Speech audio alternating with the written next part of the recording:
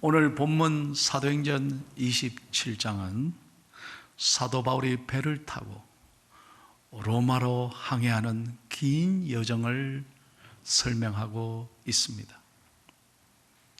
바울이 배를 타고 관광이나 여행하려는 목적이 아니었습니다.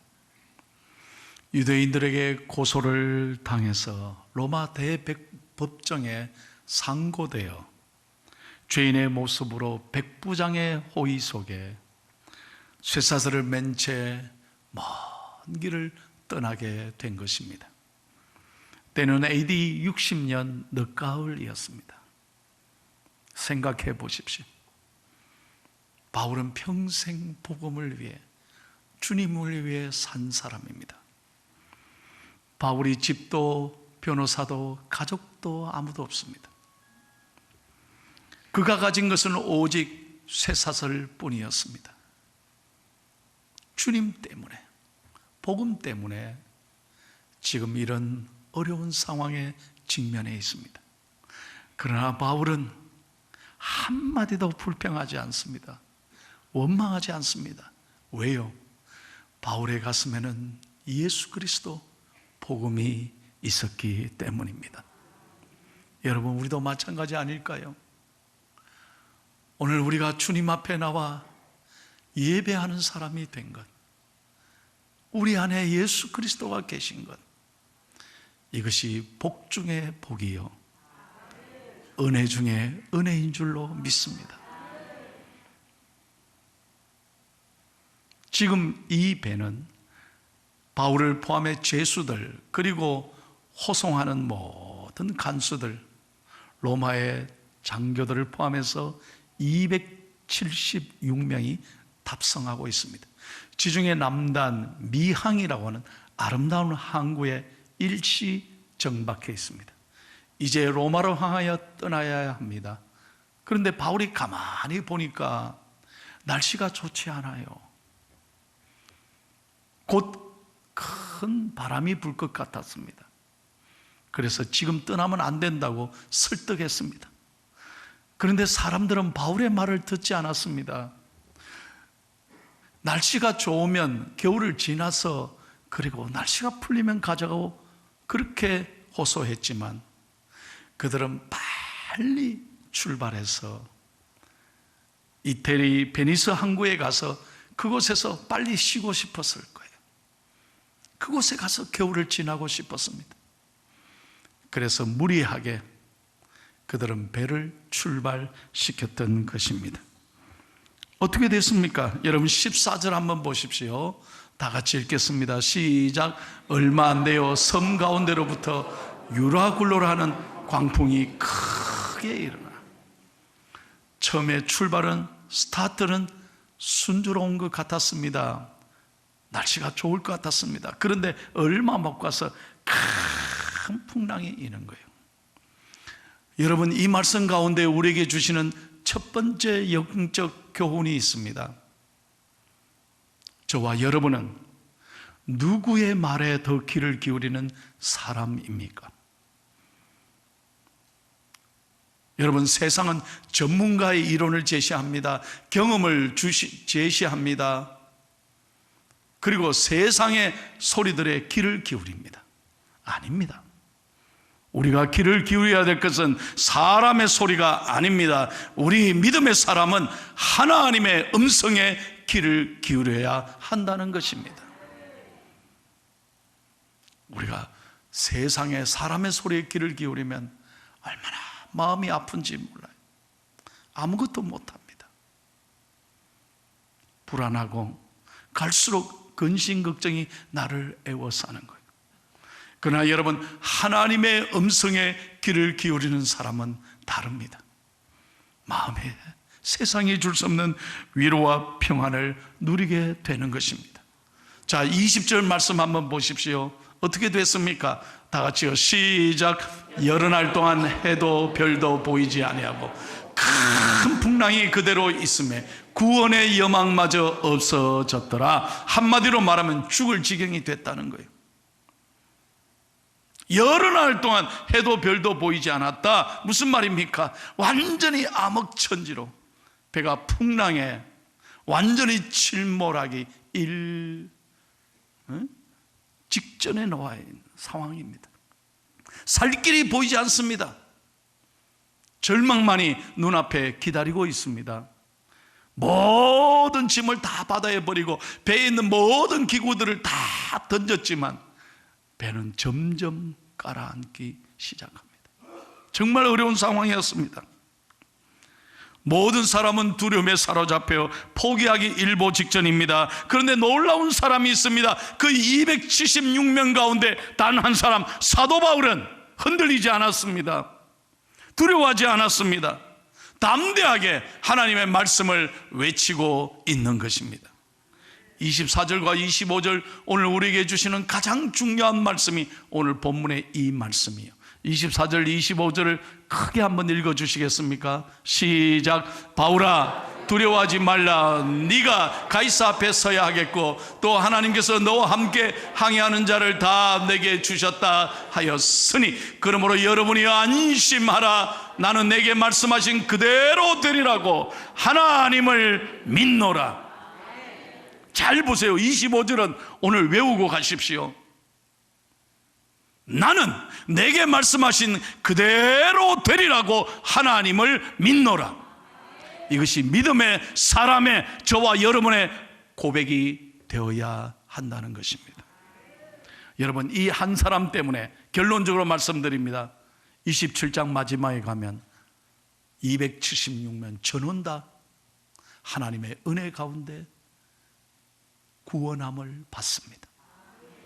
한 사람 때문에 모든 276명이 다 살아나는 은총을 누리게 된다는 거예요. 한 사람의 믿음의 사람, 한 사람 기도의 사람 때문에 여러분, 가정이 회복됩니다. 교회가 회복됩니다. 나라와 민족이 소망으로 일어서게 되는 것입니다. 그 한 사람, 그 기도하는 한 사람, 저와 여러분이 되어야 되지 않겠습니까? 오늘 본문의 핵심은 이것입니다. 어떻게 해서 사도 바울이 이런 놀라운 고백을 할 수 있었나는 거예요. 어떻게 해서 사도 바울이 이렇게 죽어가는 상황에서도 담대하게 선포하고 하늘의 평안을 누릴 수 있었느냐 하는 것입니다. 저는 말씀을 묵상한 가운데 세 가지 중요한 하나님의 교훈을 깨닫게 되었습니다. 첫 번째입니다. 다 같이 읽겠습니다. 시작. 주의 음성을 들었기 때문입니다. 세상의 소리가 아니라 기도하면서 주의 음성을 들었기 때문에 사도 바울은 하늘의 평안을 가슴에 간직하고 살았다는 거예요. 여러분, 23절을 읽겠습니다.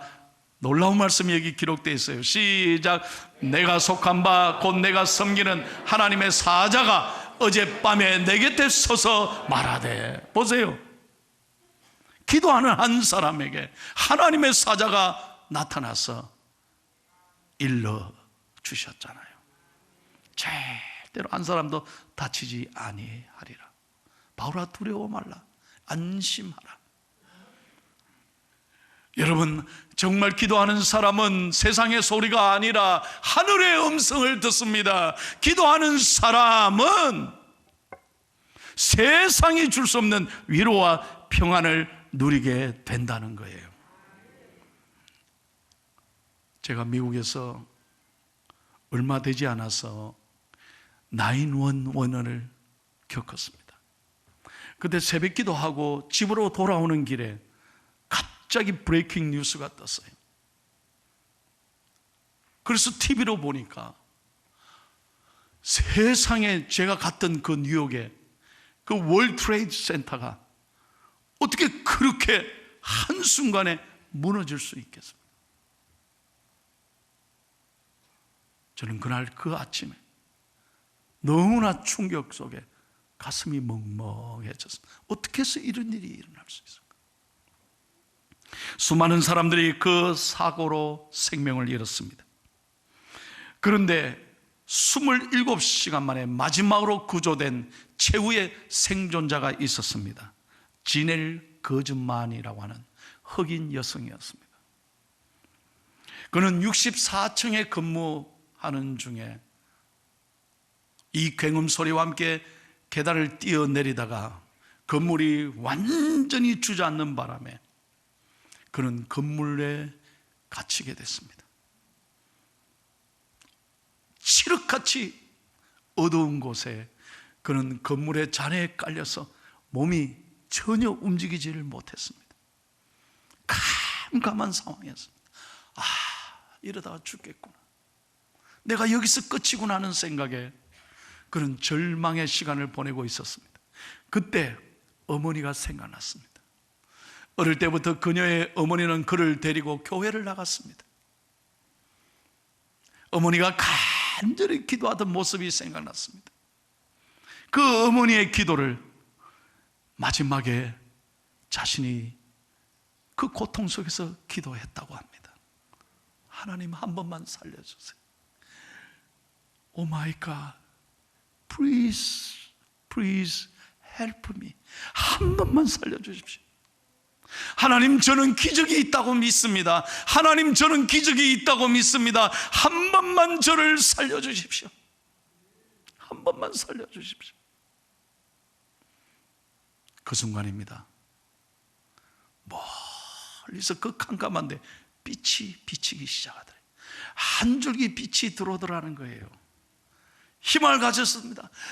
여보세요, 여보세요, 여기 사람이 있습니다. 사람이 있습니다.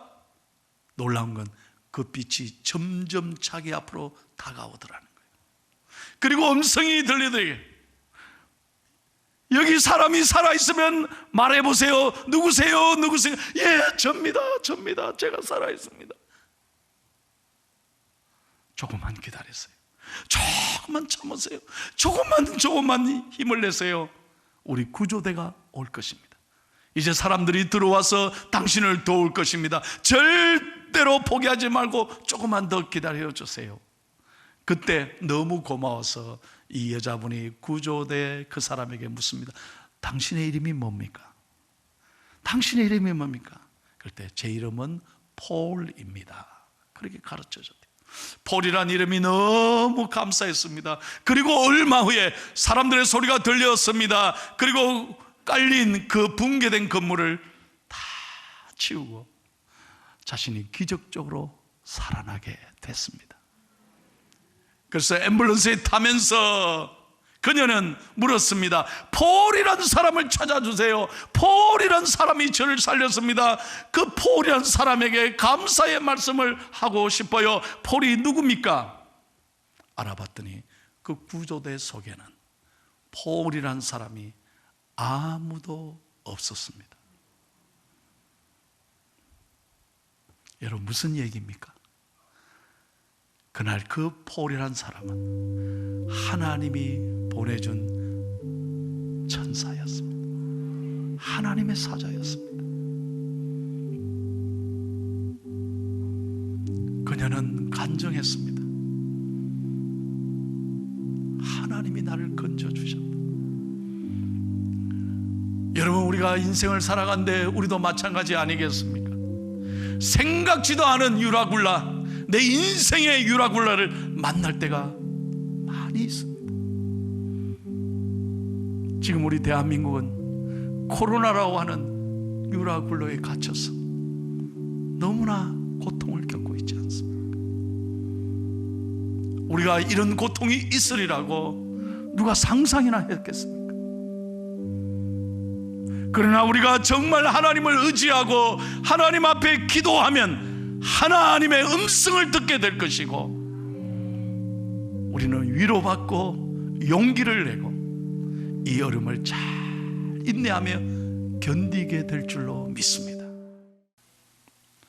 두 번째로 바울이 가졌던 이 평안은 두 번째 이유를 다 같이 읽겠습니다. 시작.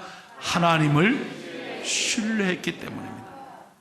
여러분, 25절 말씀을 다 같이 읽겠습니다. 잘 보십시오. 시작. 그러므로 여러분이 안심하라. 나는 내게 말씀하신 그대로 되리라고 하나님을 믿노라. 이게 믿음의 사람의 고백이에요. 여러분, 성경을 보세요. 우리가 예수 잘 믿었지만, 교회 수십 년 다녔지만, 그럼에도 불구하고 하나님은 우리에게 풍랑이 없을 것이라고 말씀하지 않습니다. 누구에게나 예기치 못한 때에 유라굴로가 찾아올 수 있습니다. 그러나 믿음의 사람은 이 풍랑에 기죽지 않습니다. 흔들리지 않습니다. 하나님의 약속을 믿고 하나님을 신뢰할 때 나는 어떤 순간에도 하나님이 내 삶을 선하게 인도해 주시리라 감사하며 나아가게 되는 것입니다. 여러분, 우리가 예배 시작할 때 사도신경을 외웠습니다. 왜 외웠습니까? 형식으로, 그냥 습관적으로 할 수 없이 외운 게 아닙니다. 보세요. 전능하사 천지를 만드신 하나님 아버지를 내가 믿사오며.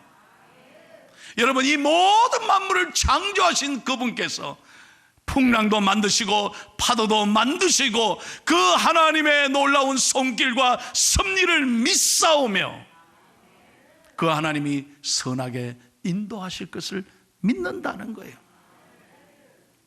오늘도 내 삶에도 마찬가지 아니겠습니까? 지난날 여러분 살아오셨을 때 얼마나 어려움이 많으셨습니까? 내 힘으로 여기까지 왔습니까? 아니지 않습니까?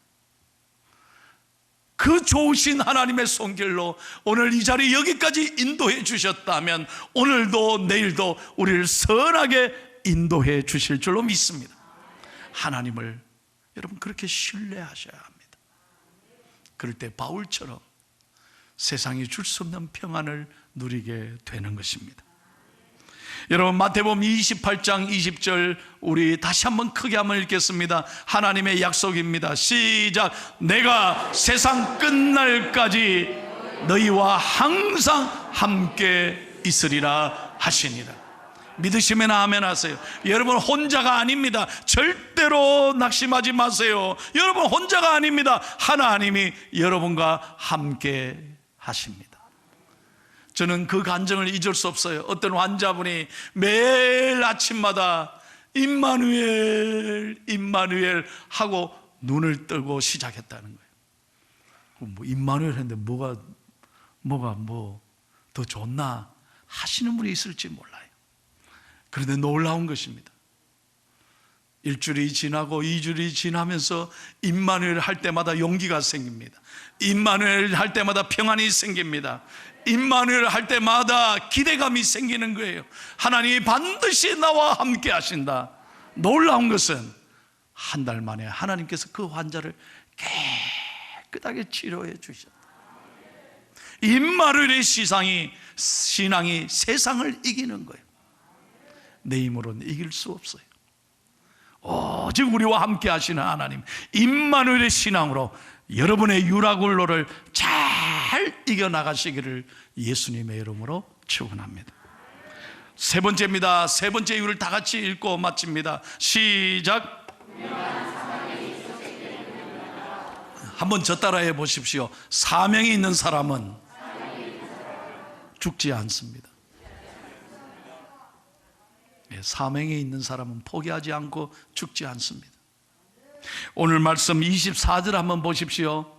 다 같이요. 시작. 바울아, 두려워하지 말라. 네가 가이사 앞에 서야 하겠고 또 하나님께서 너와 함께 항해하는 자를 다 내게 주셨다 하였으니 네가 가이사 앞에 서리라. 무슨 말입니까? 로마의 황제 앞에 서서 예수 그리스도를 담대하게 외치리라. 이 사명이 있기 때문에 절대 바울은 죽지 않는다는 거예요. 여러분, 영화 보십시오. 주인공이 죽는 거 봤어요?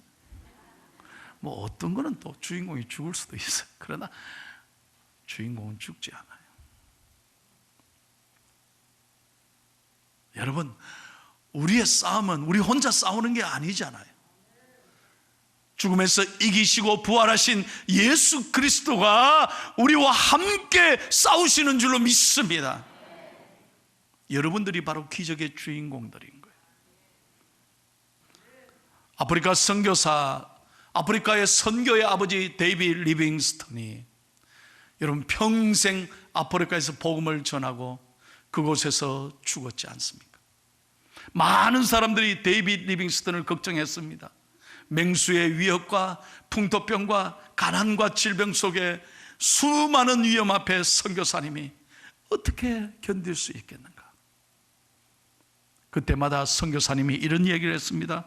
나는 존재 이유가 닿을 때까지, 나의 사명이 닿을 때까지 나는 결코 죽지 않습니다.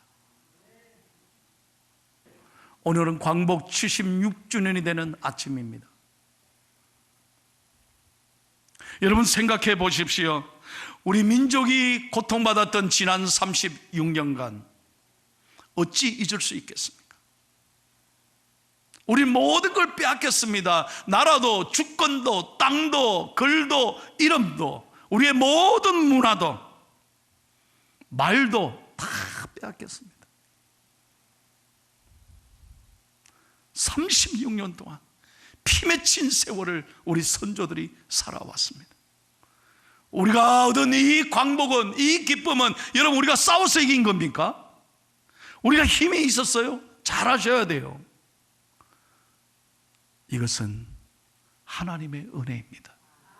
우리 선조들은, 우리 부모님들은 하늘을 향해 단식했습니다. 부르짖고 또 부르짖고 애통하면서 하나님께 울부짖었습니다. 그때 하나님께서 우리 선조들의 기도를 들으시고 이 조선을 일제히 침략해서 건져주셨습니다. 여러분 생각해 보세요. 독립된 지 76년 만에 이렇게 잘 사는 나라가 세계에 어디 있겠습니까? 요거는 좀 아멘 좀 크게 해주세요. 정말이에요. 76년 만에 이렇게 잘 사는 나라가 어디 있느냐는 거예요. 여러분, 이 기가 막힌 은혜예요. 여러분, 저는 말씀을 준비하면서 깨달았습니다. 그런데 지금 우리 대한민국이 앞이 보이지 않습니다. 이 유라굴로 1년 8개월 동안 코로나라고 유라굴로에 갇혀서 예배도 마음껏 못 드리고 사랑하는 사람을 마음껏 만날 수도 없고 심지어는 병원에 계신 부모님조차도 만날 수 없는 너무나 답답한 코로나 유라굴로에 갇혀서 정치, 경제, 사회, 문화, 종교 모든 면에서 우리는 너무나 절망에 갇혀 있습니다. 어려운 때입니다. 저는 그러나 확신합니다. 여러분, 오늘 사도 바울이 유라굴로 앞에서 분명하게 고백한 것처럼 나는 내게 말씀하신 그대로 되리라고 하나님을 믿습니다. 보십시오. 우리 대한민국은 할 일이 있습니다. 세계에서 유일한 분단 국가 아닙니까? 반드시 우리가 잘 돼야 되는 이유가 여기에 있습니다. 우리는 복음으로 남북 통일을 이루어야 할 줄로 믿습니다. 우리 힘으로 안 됩니다. 절대 경제로 안 됩니다. 정치로 안 됩니다. 통일이 오직 하나님이 통일의 그날을 허락하실 줄로 믿습니다. 그래서 더 기도해야 되는 거예요. 더 울부짖고 하나님 앞에 나와야 하는 것입니다. 그리고 우리 대한민국이 세계 선교의 자랑스러운 선교 한국이 되는 그날을 위하여 우리 믿음으로 일어서야 할 것입니다. 76년 만에 이렇게 잘 사는 은혜를 주신 거는 우리만 이렇게 잘 먹고 잘 살아가 아니지 않습니까? 우리는 이제 세계를 향하여 가장 선교를 많이 하고 역사에 이렇게 교회 부흥을 주신 하나님께서 우리 한국 교회를 위하여 한국 성도들을 통하여 놀라운 세계 선교의 주체가 되게 하실 줄로 믿습니다. 이 사명이 있는 나라예요. 코리아는 이 사명이 있는 나라라니까요. 이를 위해서 우리가 오늘도 말씀을 붙잡고 사도 바울의 고백처럼 나는 내게 말씀하신 그대로 되리라 믿음의 고백을 하면서 나라와 민족에 더욱 기도하는 하나님의 사람들이 되기를 축복합니다.